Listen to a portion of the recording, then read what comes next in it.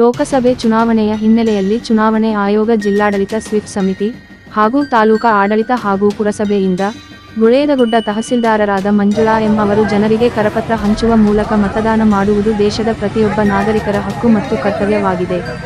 ಯಾವುದೇ ಆಸೆ ಆಮಿಷಗಳಿಗೆ ಮರಳಾಗದೆ ಯೋಚಿಸಿ ಮತದಾನ ಮಾಡಬೇಕು ಎಂದು ಜನರಲ್ಲಿ ಮತದಾನದ ಅರಿವು ಮೂಡಿಸಿದರು.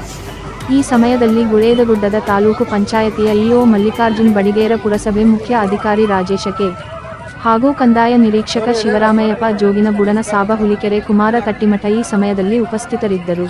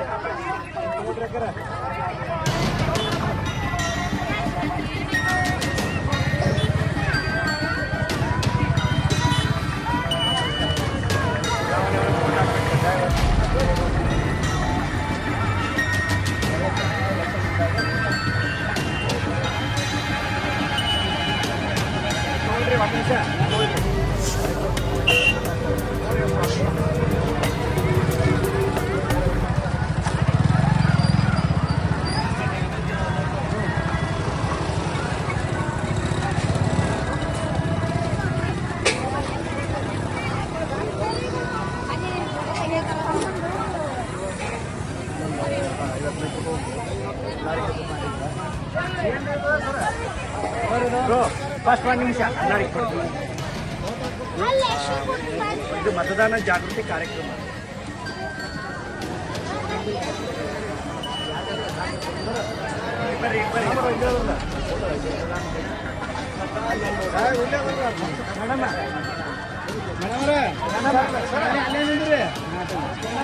ಅಲ್ಲೇನಿದ್ರಿ